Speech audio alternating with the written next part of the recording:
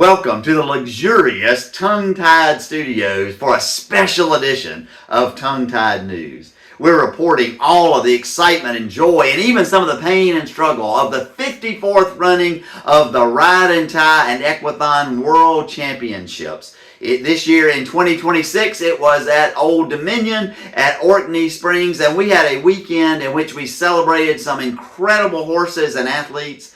Old friendships were renewed and new friendships were made. The weekend was really marked by the weather. The weather was incredibly hot in the 90s all 3 days of competition, and that meant that competitors, both human and equine, had to find ways to keep cool. On Thursday afternoon, after the short course, a pretty severe thunderstorm blew in, and tents and even porta potties were blowing around the campground. But we didn't let the damp weather dampen our spirits, and we didn't let the hot weather let us lose our cool. We continued on, and it was a wonderful, wonderful weekend. We began our coverage with the short course. Leslie Skiba and Emma Walsh were racing on Ray, and they were bringing back the team last year that won the short course. And so they were defending their title. And sure enough, they defended their title successfully, winning the short course. They also vaulted into first place in this year's Ride and Tie Points Championship race for the woman-woman teams. And so congratulations to Leslie and to Emma and to Ray. Second place and third place was an interesting competition. Carrie Barris and Chris Lang are fiancés, and they were on opposite teams racing for second place. Carrie's partners were Martha Nelson and Dream, and Chris's partners were Kelly Pultz and Speedy Blue. And the team of Carrie and Martha and Dream came in second place, 5 seconds ahead of third place team Chris and Kelly and Speedy Blue. Moving on to the long course on Friday, the main event of the weekend, truly, 15 teams entered the race. And just as in the short course, Chris Lang and Kelly Pultz and Comet showed up defending their national championship from last year as well, getting that old team back together again. And just as in the short course, the team that won last year won this year. A huge congratulations to Chris Lang and Kelly Pultz and Comet in their second World Championship Ride and Tie long course. Second place, in some ways remarkably, were the winners of the short course the day before. The whole same team, Emma Walsh, Leslie Skiba, and Ray. And not only did they win second place, but Ray went on to take best condition, even after having competed in both of those races 2 days in a row and winning one, coming in second in the second one. Third place were our friends from the Polo World, Lauren Bilski and Jordan Helmick on Argo. Lauren is one of our brand new Ride and Tie Board of Directors, and so congratulations for them for third place. And even though that's only the places I'm going to report on are the top 3, there were some other wonderful things that went on during that course. One of them was that Sarah Arthur and Mia Moore pulled off a pretty amazing feat that weekend. And to hear about that, we're going on to the field to hear from our reporter, Courtney Krueger, as he interviews Sarah Arthur and Mia Moore. Welcome, Sarah Arthur and Mia Moore. I'm interviewing you today because today you finished the 27-mile World Championship here at Old Dominion, and there are several just amazing things about you. So I'm going to start with Sarah. Sarah, tell me a little bit about the horse you rode today and what he has in his resume. So I rode, he is now 25? 20s, mid-20s Mustang, wow, owned by a good friend named Heather Wilkerson. He completed his very first 100 here at Old Dominion, and then went on to complete the Tevis, and I got to ride him in both of those rides. And that was Tevis a couple of years ago? Yeah, a few years ago. 2023, okay. Okay, and one of the things that's really neat, today was our World Championship Ride and Tie course, and we actually had 2 horses that were Tevis completers in our race today, and both of them completed the race today. Bobby is the other one, Janice Helterbridle's horse, and I'm very confident that never before on the East Coast have we had 2 Tevis horse completers, and that's pretty cool.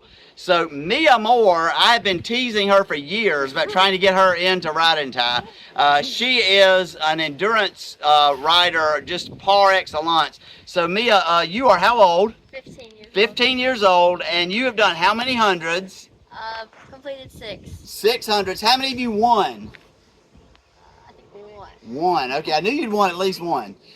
So 15 years old. That's her resume. And then today she does the 27 Riding Tire World Championship. But this is not all she's doing this weekend. So what did you do yesterday? We both did the 55-mile national championship, and today we did the riding tie championship, and we're both doing the 100-mile tomorrow. So 55 yesterday in endurance, 27 in riding tie today, and 100 in endurance tomorrow. So how are you guys feeling after the first 2 days? Excited. All right, good. Bodies feel okay? Feel great. All right. Ready to do this. They finished so strong. They had a very typical problem that happens that is not as big a problem in endurance as it is in riding tie because we don't have a hold. So what happened to you guys today? Our pony pulled a shoe.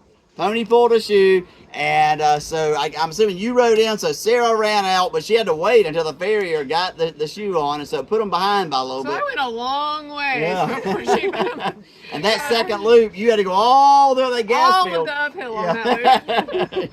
Yeah. Oh, but she made up for it later. Yeah. And they just were so strong. They did such a great job, and we are so proud of them. So any future plans with riding tie? Now you have this one. This was your first riding tie for both of you? No, you did one a while back. We did a 13-mile as our first one when she was about this tall. Yeah, so our stirrup issue was a lot bigger than it was today. Did you change stirrups today? No. Yeah. I wish there had been a quick way to do that because that was not the most comfortable. No, that does slow you up. But we made it work. Good. Okay, so future plans for riding tie? Not anything definite, but I'll do it again. Okay. I have been teasing Sarah today because she is now 2/3 of the way through with the Triple Crown. So we just got to get her to really run, get her into ultra running, and maybe she can do the Western States 100 trail run, and then she'll be a Triple Crown winner. But we don't know. We did have a Triple Crown winner today, and we'll be interviewing her later. Awesome. Well, thank y'all so much for letting me talk to you and interview you. And thanks for doing this. We had a lot of fun. Well, good luck tomorrow. Thank you. All right. And I can report that both Sarah and Mia did complete the 100-mile national championship the following day. 55 miles on Thursday, 27 miles of riding tie on Friday, and 100 miles of endurance again on Saturday. That is the kind of resilience and durability that we love to see in riding tie. That really is the best of riding tie. Congratulations to Sarah and to Mia. Some other things that happened on our weekend, particularly for the long course. Sarah Bolt brought 4 horses and 3 other people up to the championship, and when the 2 of the horses came off the trailer after a hot ride up from North Carolina, they were looking not great. They were being a little bit colicky, and they ended up having to go to a veterinary hospital about an hour away, and that knocked those teams out of the short course that they were planning to do the following day. The next morning, Anna, one of their team members, woke up not feeling great, and Sarah said to me, I really just feel like I want to go home. But those feelings soon changed. When Rhonda Venable finished the short course, she had turned her ankle a little bit, and she was not going to be able to compete the next day in the long course. And that meant that Renee Brockfield was looking for a partner as well in the long course. And so the Venables offered both of their horses to the Sarah Bolt team, and they all went out. Sarah went out with Macy Robbins, and Renee went out with Adelia Olstein, and they competed in the long course. Not what they came to do, but they did it anyway and did a marvelous job competing together, really showing that riding tie spirit. The very next day, Sarah and Martha Nelson did the Equathon on Sarah's horse Goober, and they were able to complete that as well. So congratulations to them for persisting through some very, very difficult times. At one point during the long course, coming back in after the second loop, there was a turn that several of us just happened to make that we weren't supposed to make. Instead of we were supposed to go straight, and we made a turn. And I made that turn, that wrong turn, and was on foot. And I met Mike Bonifato coming back the opposite direction. And Mike said to me, "Which way is Birdhaven?" And I said, "Well, I think it's that way." And he said, "No, that way is that tall hill that we had to climb. It's a gas line, a buried gas line. It's open, it's exposed, it feels like it's straight up." And he looked at me almost with tears in his eyes and said, "We don't have to climb that twice, do we?" And before we could figure out what was going on, Martha Nelson came running down the trail, realizing that we had gone off course and got us back on course, and we kept going. And it was a funny moment for a moment there, and also part of ride and tie. You're going to get off course every now and again, no matter how well the trail might be marked. Another wonderful thing I think that happened was Jeff Bay competed with Heather Wilkerson on Pie in the long course, and then the next day Jeff crewed for his wife Evelyn in the 100-mile ARC National Championship, and Evelyn and their horse Dart won the national championship the following day. A way to do your sport on Friday there, Jeff, and then take care of your wife and crew for her to victory on Saturday.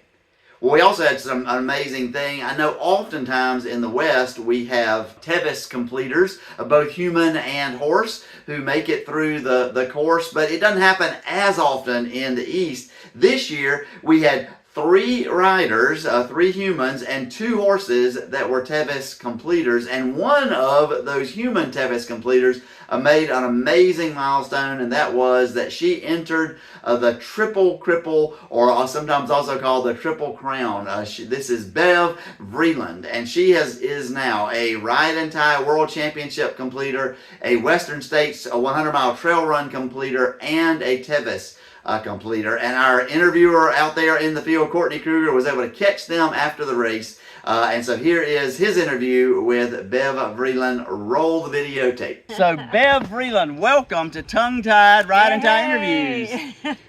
Bev has an amazing accomplishment today. She came out here to the World Championship Ride and Ties at Orkney Springs, Virginia, in order to complete the Triple Crown. So she has already completed Tevis, and she has completed the Western States 100 Trail Run, and today she finished, becomes a brand new member of the Triple Crown. Probably, we're going to get to this, she's got another superlative. We'll get to that in a little bit. So we're going to start. Which one did you complete first?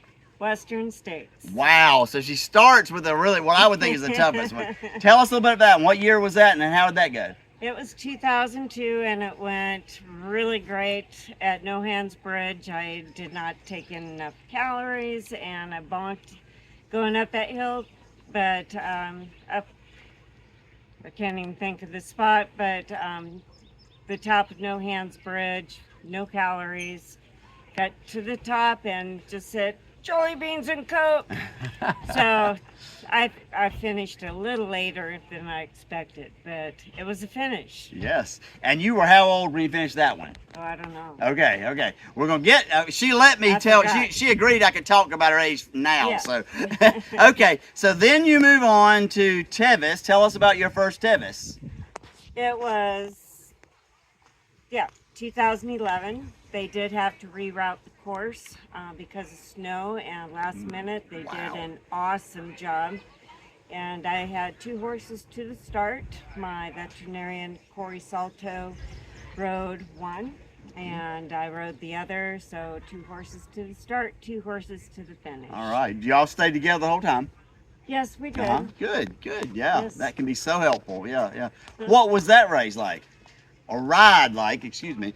You know, it was great. My horse kind of had a short stride the whole way because of, lack of speed on the other horse. But he was so awesome. We had a great time.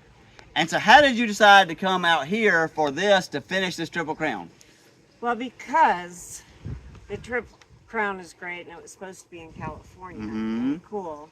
And I live very close to that. Wow. So I contacted my friend, Jessie, and she put this together, that we could fly out here, and somebody had a horse for us to lease and put us up in our guest rooms, and it's just been amazing. I'm so thankful that you got to come, and you are our only team from the West Coast this year, and I'm very thankful for that too. So as we have kind of started doing East Coast, West Coast, I think we've had fewer teams to try to make that journey. I'm so glad you did. So what was today like for y'all? You did have some challenges, I know.